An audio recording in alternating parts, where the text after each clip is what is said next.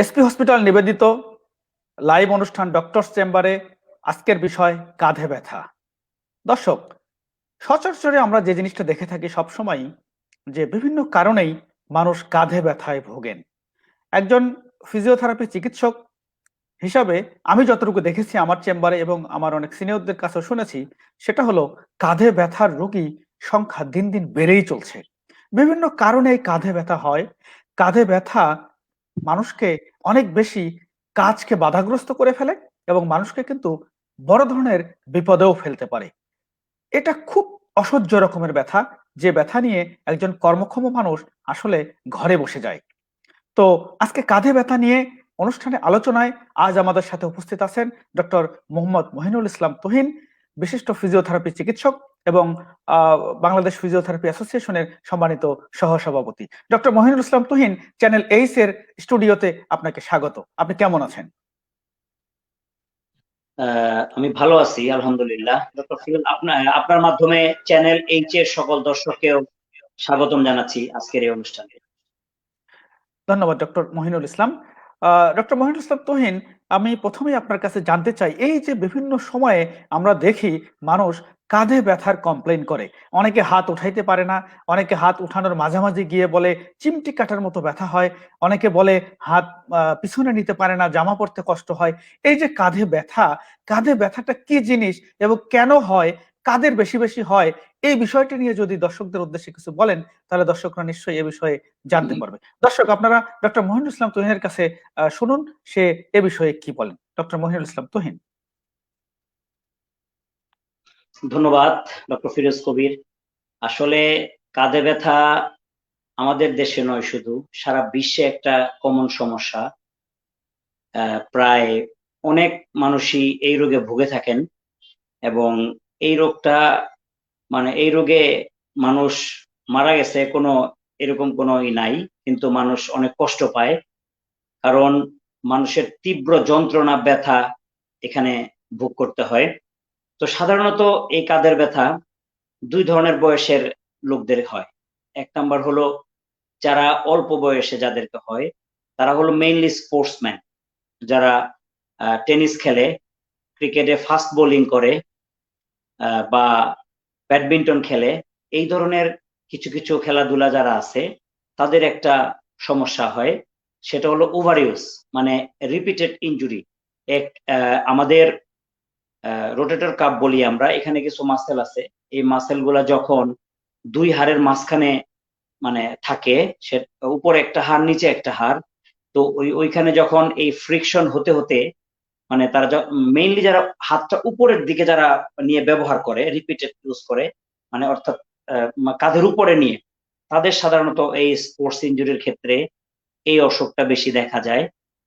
Mainly অল্প বয়স যারা আছে, যারা স্পোর্টসম্যান।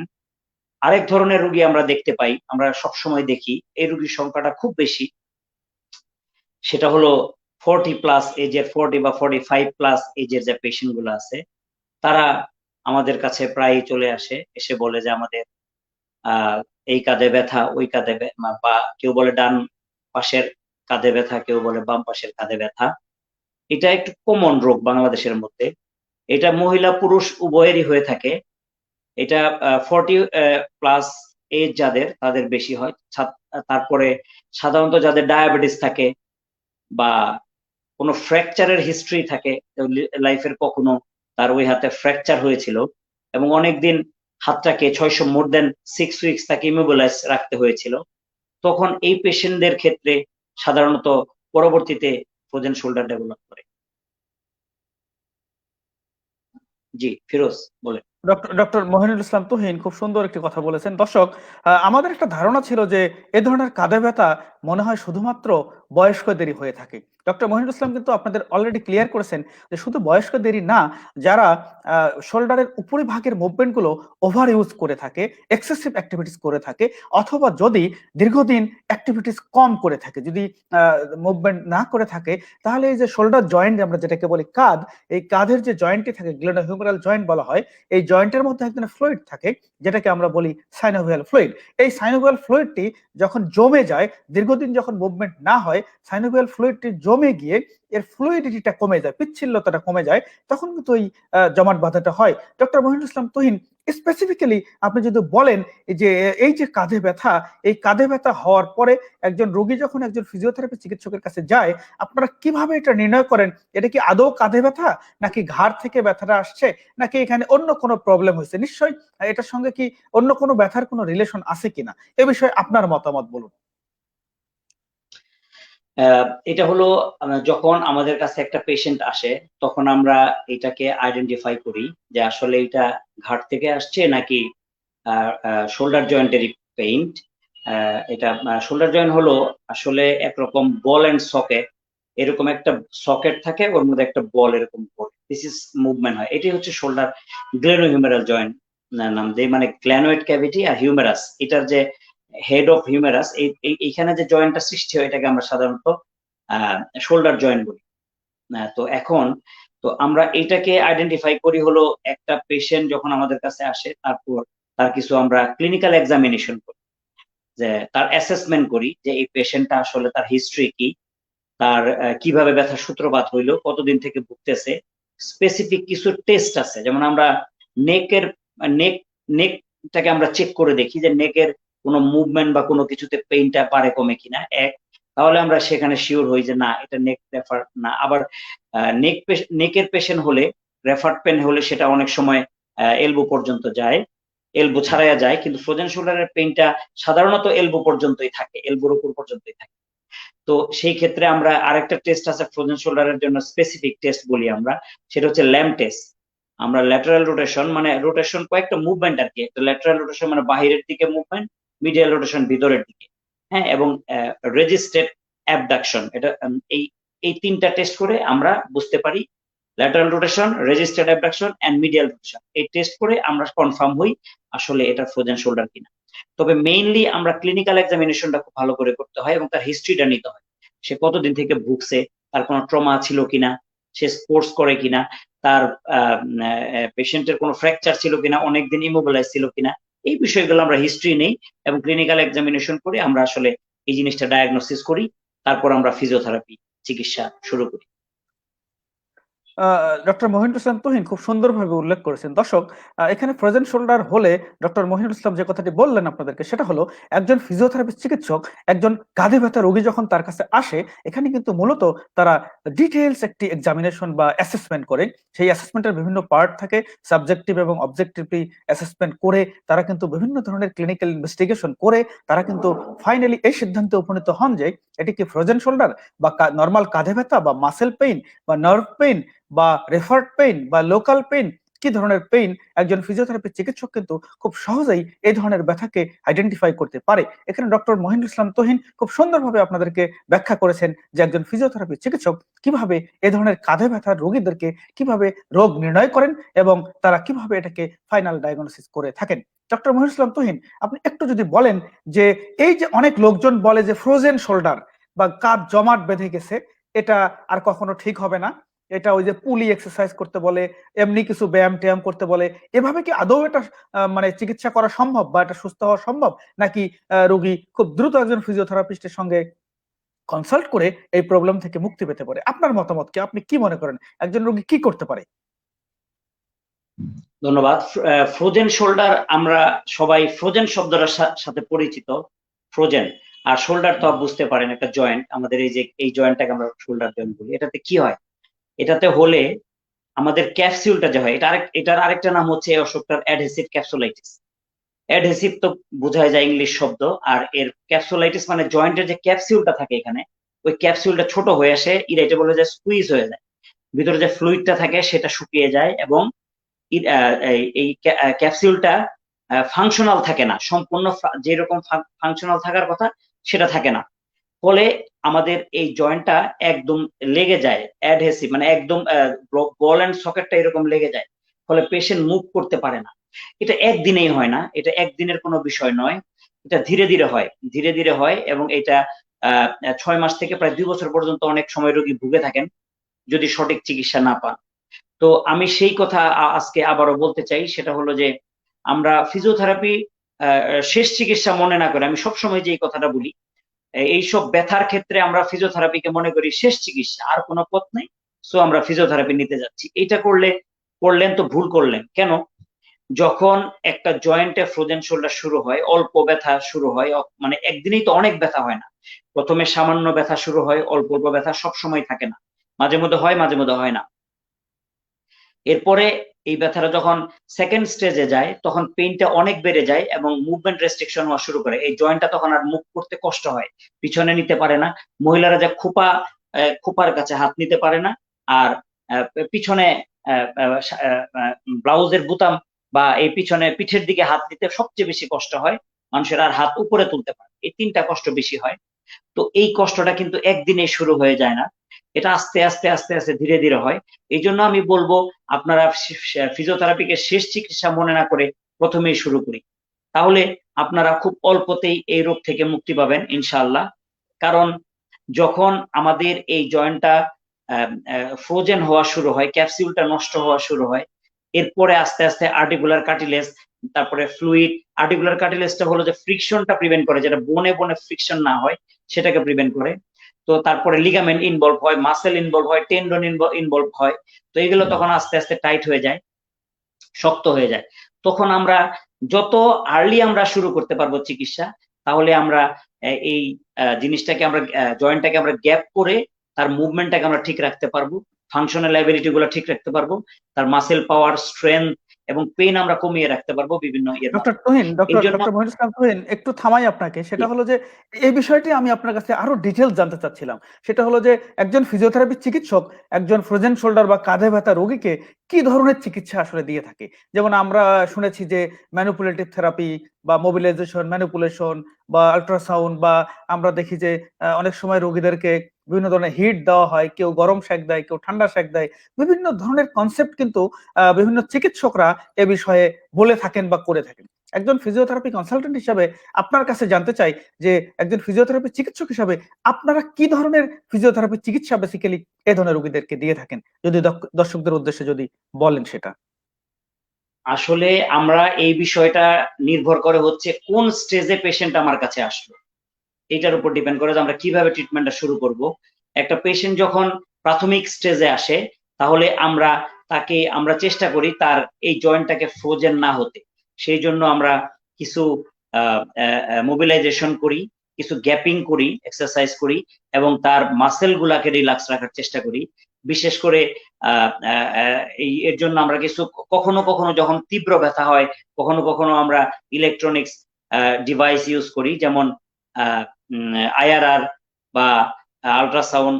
এগুলো আমরা কখনো কখনো, বাট এটা খুব একটা মিনিমাম, এটা হচ্ছে একটা মানে সাময়িক একটা আরাম, বাট এটা আসলে খুব একটা কার্যকরী নয় এটা।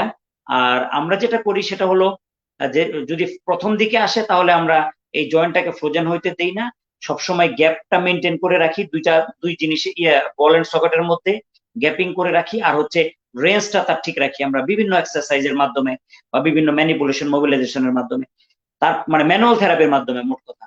তারপরে হলো যদি সেকেন্ড স্টেজে আসে, তখন পেশেন্টের তীব্র ব্যথা থাকে, সাথে সাথে সাথে তার মাসেল টাইট থাকে, লিগামেন্ট টাইট থাকে।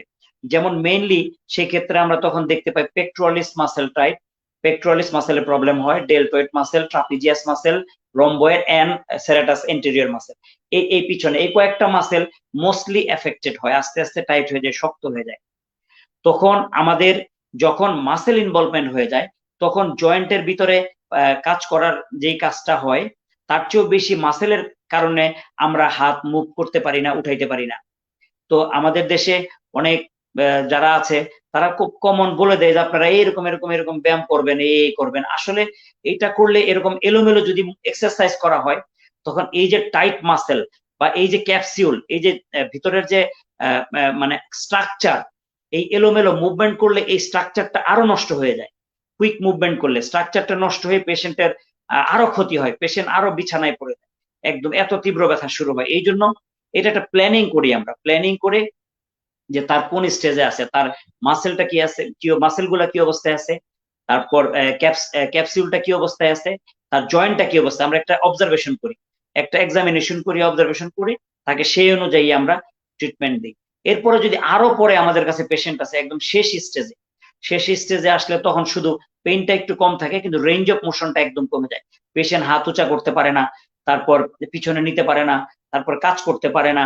তখন আমরা মনোযোগ দেই তার এই রেঞ্জটা ঠিক রাখার পিছনে। এই জন্য আমরা কিছু আইআরআর বা এরকম কিছু ইলেকট্রনিক্স হিট ব্যবহার করে থাকি।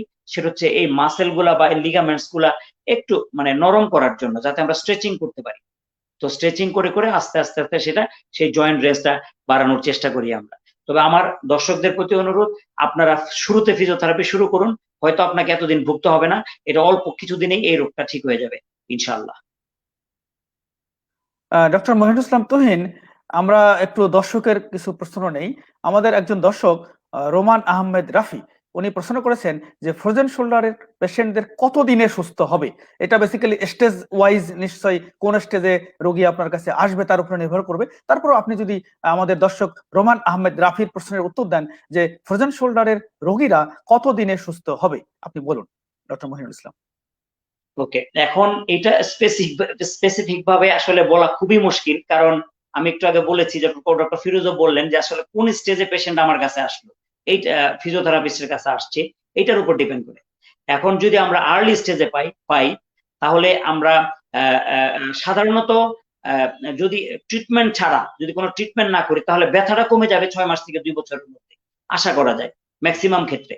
তো যদি ট্রিটমেন্ট করে তাহলে এই জিনিসটা কতদিন লাগে না। প্রথম দিকে আসলে আমি মনে করি যে 1 থেকে 3 মাসের মধ্যে পেশেন্ট সুস্থ। আর যদি লেট স্টেজে আসে তখন এটা আস্তে আস্তে ডিলে হতে থাকে, টাইমটা আরো বাড়তে থাকে, তখন পেশেন্টও কষ্ট পেতে থাকে। এই জন্য আমি বলবো পেশেন্টকে আর্লি স্টেজে ফিজিওথেরাপির কাছে যোগাযোগ করার জন্য। দর্শক নিশ্চয়ই রোমান আহমেদ রাফি, আপনি আপনার অ্যান্সার পেয়ে গেছেন। তারপরও আমি আপনাকে বলতে চাই, সেটা হলো যে আমার ব্যক্তিগত এক্সপিরিয়েন্স থেকে যদি বলি আমি, সেটা হলো যে যদি পেশেন্ট প্রথম স্টেজে আসে, কখনো কখনো 1, 2 বা 3 সেশন চিকিৎসা দেওয়ার পরেই কিন্তু এ ধরনের রোগীগুলো সম্পূর্ণ সুস্থ হয়ে যায়। বাকিটা হয়তো তাকে বাসায় গিয়ে ম্যানেজ করতে হয়। তো সেই ক্ষেত্রে যদি রোগী সেকেন্ড স্টেজ বা থার্ড স্টেজে আসেন, যেটা ডক্টর মহিনুল ইসলাম বললেন, সেই ক্ষেত্রে কিন্তু রোগীর চিকিৎসা দীর্ঘায়িত হতে পারে। সুতরাং আপনাকে সিদ্ধান্ত নিতে হবে যে আপনি কত দ্রুত সুস্থ হতে চান এবং কত দ্রুত আপনি আপনার কর্মক্ষমতা ফিরে পেতে চান। দর্শক, ফিজিওথেরাপি মানেই শুধু ব্যায়াম না, ফিজিওথেরাপি মানে এলোপাথারি কোনো ব্যায়াম না, এলোপাথারি গরম সেক দেওয়া না। ফিজিওথেরাপি এটা একটা বৈজ্ঞানিক চিকিৎসা পদ্ধতি, বিশেষায়িত বৈজ্ঞানিক চিকিৎসা পদ্ধতি। সেটা একজন ফিজিওথেরাপি চিকিৎসকই নির্ধারণ করতে পারেন কি ধরনের ফিজিওথেরাপি চিকিৎসা কোন রোগীকে দিবেন। ডক্টর মহিনুল ইসলাম তুহিন কিন্তু বললেন যে আমরা অনেক সময় দেখি করতে গিয়ে উল্টো আমরা কাঁধে ব্যথার রোগীদের আমরা গ্ল্যানোডাল ল্যাব্রাম বা জয়েন্ট স্ট্রাকচার, জয়েন্ট ক্যাপসুল বা অন্যান্য কিছু আমরা কিন্তু সেখানে উল্টা ইনজুরি করে ফেলতে পারি, তাতে কিন্তু হিতে বিপরীত হয়। সেই ক্ষেত্রে অবশ্যই ডক্টর মহিনুল ইসলাম তুহিন যে কথাটি আপনাদেরকে বললেন, সেটি হলো আপনি খুব দ্রুত একজন ফিজিওথেরাপি চিকিৎসকের শরণাপন্ন হন এবং আপনি নিশ্চয়ই খুব ভালো চিকিৎসা পাবেন বলে আমরা আশা করি। ডক্টর মহিনুল ইসলাম তুহিন, আপনি খুব সুন্দর আলোচনা করছেন। এসপি হসপিটাল নিবেদিত আজকের এই লাইভ অনুষ্ঠান ডক্টর চেম্বার, আজকের বিষয় কাঁধে ব্যথা। চ্যানেল 8 এর আজকের এই প্রোগ্রামে উপস্থিত আছেন ডক্টর মোহাম্মদ মহিনুল ইসলাম তুহিন, খুব সুন্দর আলোচনা করছেন যা নিশ্চয়ই আমাদের দর্শকদের অনেক উপকারে আসবে। ডক্টর মহিনুল ইসলাম তুহিন, আপনি যদি বলেন যে একজন কাঁধে ব্যথা রোগী কাঁধে ব্যথা হচ্ছে বা হবে এরকম সে ফিল করছে, কি করলে এই ধরনের কাঁধে ব্যথা বা ফ্রোজেন শোল্ডার থেকে মুক্তি পাওয়া সম্ভব? মানে প্রিভেনশনের বিষয়টি যদি আপনি বলেন যে প্রতিরোধ করতে পারে একজন মানুষ কিভাবে যে কাঁধে ব্যথা হলেই সেটা সাস্টেন করবে না বা রেঞ্জ অফ মোশন কমে যাবে না বা জমাট বাঁধবে না, সেই ক্ষেত্রে আপনার পরামর্শ যদি আমাদের দর্শকদের উদ্দেশ্যে কিছু বলেন ডক্টর মহিনুল ইসলাম তুহিন। এইটা হলো ফ্রোজেন শোল্ডারের যেই আমরা যে সম্ভাবনাটা বললাম যে একটু হয়তো কাদের সাধারণত হয়, তো এই পেশেন্ট গুলার আবার অনেক সময় বলা হয়েছে যে এক জয়েন্টে হলে এক পাশে ফ্রোজেন শোল্ডার হলে আরেক পাশে হওয়ার সম্ভাবনা থাকে। তো আমরা এরকম কিছু কিছু পেশেন্ট পাই, ডায়াবেটিস পেশেন্টের পাই। তো এখন এইরকম যাদের মোটামুটি আমি বলেছি যে এটা একদিনে তৈরি হয় না, এটা অনেক দীর্ঘমেয়াদী আস্তে আস্তে আস্তে আস্তে সৃষ্টি হয়। তো আমরা যখন এটা আসলে শুরু হয়, মানে আমরা যখন পেইনটা প্রথম দিকে একদম ফিল করতে পারি, তখন আমরা পাশের দোকানের ব্যথার ওষুধ, তারপরে এখান থেকে সেখান থেকে ব্যথার ওষুধ খেয়ে আমরা এই ব্যথাটাকে চাপায় না রেখে আমরা যদি কোনো কোয়ালিফাইড ফিজিওথেরাপিস্টের কাছে আমরা আসার পরে উনি যখন অ্যাসেসমেন্ট করে, ক্লিনিক্যাল এক্সামিনেশন করে, তারপর পেশেন্টকে যখন বুঝতে পারবেন যে আসলে এই অসুখটা leading to frozen shoulder, going to frozen shoulder, তখন আমরা ওই পেশেন্টটাকে ওই দিক থেকে যখন আমরা তার এই প্রবলেম গুলো যখন আর হতে দিব না, আস্তে আস্তে মাসেলটা আমরা রিলিজ রাখবো, কোনো মাসেল টাইট হতে দিব না, কোনো লিগামেন্ট টাইট হতে দিব না, ক্যাপসিউলটাকে আমরা গ্যাপিং করে, জয়েন্টটাকে আমরা গ্যাপিং করে মোটামুটি ফ্রিকশনটা প্রিভেন্ট করতে পারবো। এবং ক্যাপসিউলটাও মোটামুটি অনেক সময় ফুল রেঞ্জ অফ মোশন ঠিক থাকলে ক্যাপসিউলটাও ঠিক থাকে, অত কোনো সমস্যা হয় না। তো এগুলো যদি তখন আমরা ঠিক রাখতে পারবো, তাহলে ওই পরবর্তীতে এই সেকেন্ড স্টেজে বা নেক্সট স্টেজে যাওয়ার কোনো সম্ভাবনা থাকে না। তো এই জন্য আমি বলবো যে এটা যখন একটা পেশেন্ট ফিল করতেছেন যে তার ব্যথা, তখন ব্যথার ওষুধ এই মানে এখান থেকে সেখান থেকে না খেয়ে আপনারা একজন ফিজিওথেরাপিস্টের শরণাপন্ন হন। উনি আপনাকে আসলে বলে দিবে যে এটা ফ্রোজেন শোল্ডার নাকি এই অন্য কোনো সমস্যা। তাহলে আপনি ভবিষ্যতের একটা বিরাট কষ্ট থেকে আপনি বেঁচে যাবেন। এই যে মাসের পর মাস, অনেক সময় বছরের পর বছর মানুষ ভুগে, এই কষ্ট থেকে আপনি বেঁচে যাবেন।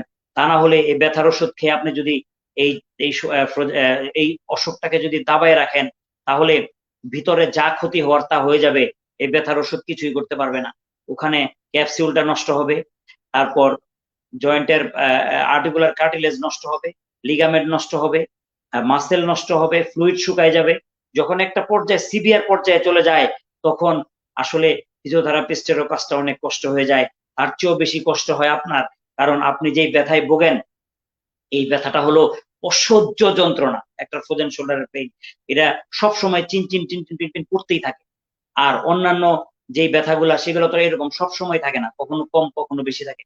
কিন্তু এই জন্য পেশেন্টের এই কষ্ট থেকে মুক্তি পাওয়ার জন্য আমি বলবো যে আপনি এই অসুখটা টোটালি প্রতিরোধ করার জন্য আপনি প্রথমেই ফিজিওথেরাপিস্টের শরণাপন্ন হন। দর্শক, ডক্টর মহিনুল ইসলাম তুহিন দেখেন খুব সুন্দর করে বর্ণনা করলেন। আপনারা নিশ্চয় দেখেছেন আপনাদের পরিবারে বা আপনাদের পরিচিত জনদের মধ্যে যাদের কাঁধে ব্যথা হয়েছিল বা আছে, আপনি কিন্তু দেখে মনেই করবেন না সে এতটা কষ্ট নিয়ে ভুগছে।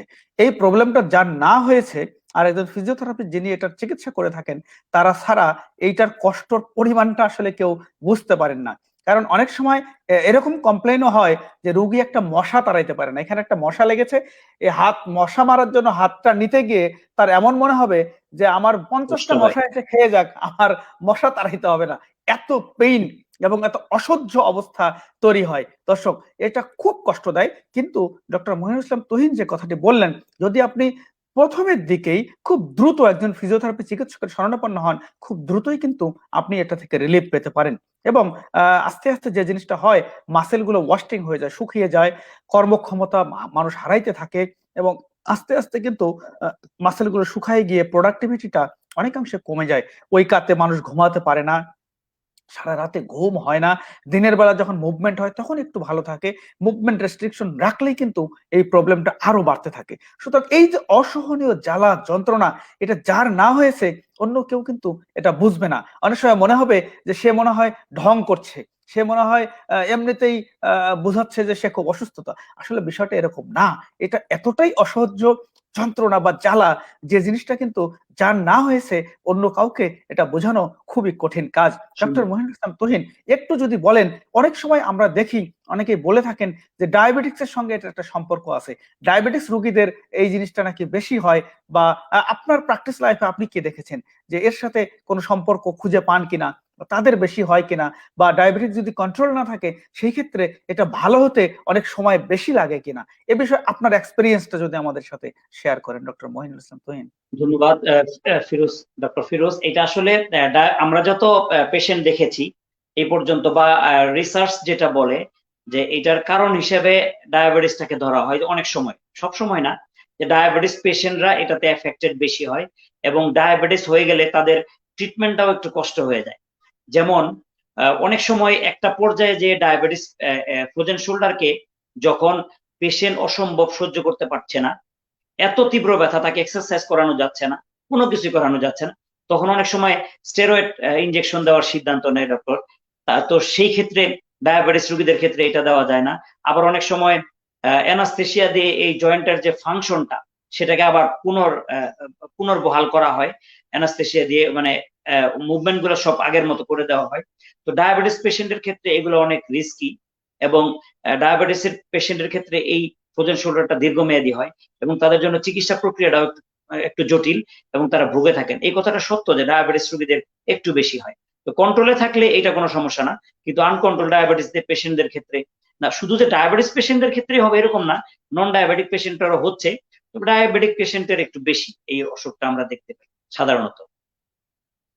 এটা একটা খুব সুন্দর প্রশ্ন, সুন্দর একটি অ্যান্সার ডক্টর মহিনুল ইসলাম তুহিন দিয়েছেন। সেটা হলো যে অনেকেরই ধারণা থাকে যে শুধুমাত্র ডায়াবেটিস রোগীদের এটা হয় কি না, কিন্তু আসলে রিসার্চ যেটা বলে, গবেষণায় যেটা পাওয়া যায় সেটা হলো যে কারো এটা হতে পারে। সিম্পলি কারো যদি ফ্র্যাকচার হয়, হাতের কোনো বোনস ভেঙে যায়, সেক্ষেত্রে দীর্ঘদিন যদি ইমোবিলাইজ করে রাখা হয়, সেক্ষেত্রেও কিন্তু কাঁধে ব্যথা বা ফ্রোজেন শোল্ডার হতে পারে। তো ডায়াবেটিস যদি আনকন্ট্রোল হয় দর্শক, সেক্ষেত্রে কিন্তু তাদের যে কোনো চিকিৎসাই কঠিন হয়ে যায়। কারণ ডায়াবেটিসকে অনেক সময় বলা হয় the mother of all diseases, মানে সব রোগের জন্ম দেয় আলটিমেটলি। যখন একজন ডায়াবেটিক রোগী তার ডায়াবেটিসটাকে কন্ট্রোল করতে পারে না, তখন কিন্তু বিভিন্ন ধরনের রোগবালাই আসলে তাদের জন্ম নেয় এবং তাদের ছোটখাটো সমস্যাগুলিও সারতে দীর্ঘ সময় লাগে। দর্শক, আপনারা দেখছেন এসপি হসপিটাল নিবেদিত লাইভ অনুষ্ঠান ডক্টর চেম্বার, চ্যানেল এইসে আজকের এই সরাসরি সম্প্রচার। আজকের বিষয় কাঁধে ব্যথা। উপস্থাপনায় আমি ডক্টর মোহাম্মদ ফিরোজ কবির। আজকের এই কাঁধে ব্যথা সংকলিত আপনাদের প্রশ্নের জবাব দিচ্ছেন এবং আলোচনা করছেন বিশিষ্ট ফিজিওথেরাপি চিকিৎসক ডক্টর মোহাম্মদ মহিনুল ইসলাম তুহিন। উনি একজন বিশিষ্ট ফিজিওথেরাপি কনসালটেন্ট এবং বাংলাদেশ ফিজিওথেরাপি অ্যাসোসিয়েশনের সম্মানিত সহ সভাপতি। ডক্টর মহিনুল ইসলাম তুহিন, আমরা অনুষ্ঠানের মোটামুটি শেষের দিকে চলে এসেছি। আপনার কাছে আমার একটি প্রশ্ন। অনেক সময় আমরা ফিজিওথেরাপি চিকিৎসকরা বা অনেকেই অনেক চিকিৎসক বলে থাকেন ডায়াবেটিক কাঁধে ব্যথা রোগীদেরকে যে আপনি যদি সাঁতরাইতে পারেন বা সাঁতার কাটতে পারেন বা কাঁধের উপরের দিকে যে এক্সারসাইজ গুলো সেগুলো করতে পারেন, আপনি যদি পুলি টানতে পারেন, এই ধরনের কিছু এক্সারসাইজ করলে এটাতে আপনি কিছু উপকার পেতে পারেন। এ বিষয়ে আপনার মতামত কি, যে রোগীরা আদৌ এই কাজগুলো করতে পারবে কিনা, যদি করে তাতে কোনো উপকার হবে কিনা? না, এটা আমি আগেই বলেছি, যখন এটা অল আর কুইক মুভমেন্ট। হ্যাঁ, সুইমিং এন্ড পুলি এটা হচ্ছে কুইক মুভমেন্ট, এটা কিন্তু কোনো মানে ধীরে ধীরে কোনো মুভমেন্ট না।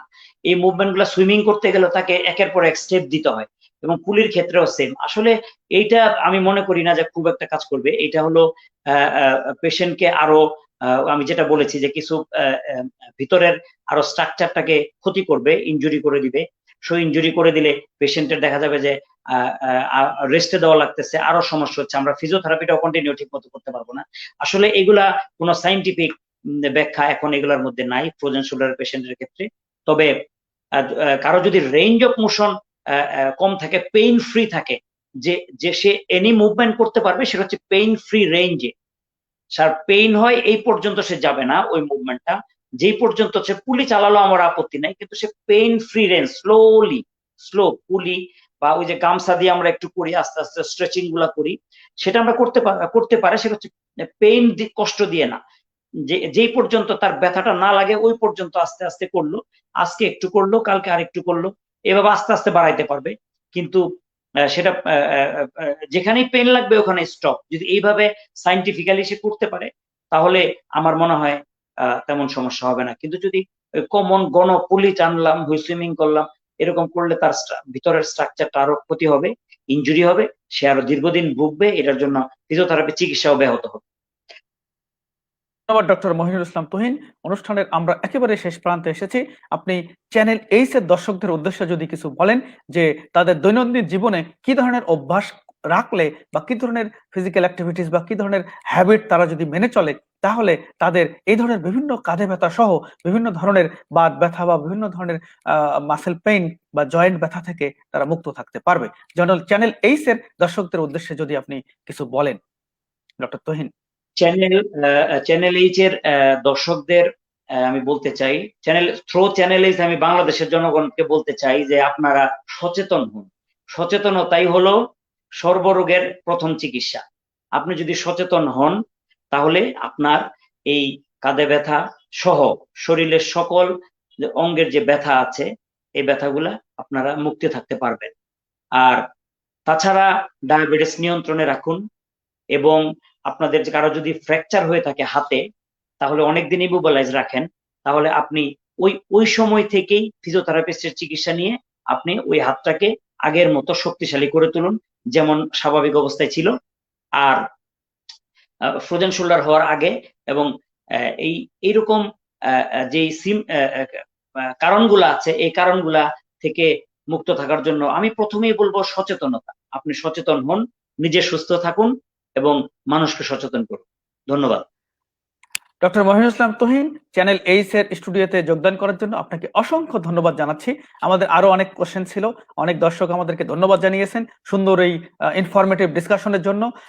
জিম জয়নুল মিন্টু, এসবি খান মুন্না, এছাড়াও আরো অনেক দর্শক, রোমান আহমেদ রাফি, অনেক দর্শক আমাদেরকে আজকের এই প্রোগ্রামের জন্য অসংখ্য ধন্যবাদ জানিয়েছেন, যে তারা এই অনুষ্ঠান থেকে অনেক বেশি উপকৃত হচ্ছেন। দর্শক, আপনাদেরকে অসংখ্য ধন্যবাদ জানাচ্ছি আপনাদের সাথে থাকার জন্য। ডক্টর মহিনুল ইসলাম তুহিনকে অসংখ্য ধন্যবাদ জানাচ্ছি চ্যানেল এইচ এর স্টুডিওতে এসে আমাদের দর্শকদের উদ্দেশ্যে কাঁধে ব্যথা এবং তার ফিজিওথেরাপি চিকিৎসা নিয়ে কিছু বলার জন্য। দর্শক এবং ডক্টর মহিনুল ইসলাম তুহিন, আপনারা সবাই ভালো থাকবেন, সুস্থ থাকবেন। পরবর্তী কোনো এক অনুষ্ঠানে আপনাদের সাথে আবারও দেখা হবে। সে পর্যন্ত সবাই ভালো থাকবেন। ধন্যবাদ সবাইকে। আসসালামু আলাইকুম রহমতুল্লাহ। ধন্যবাদ।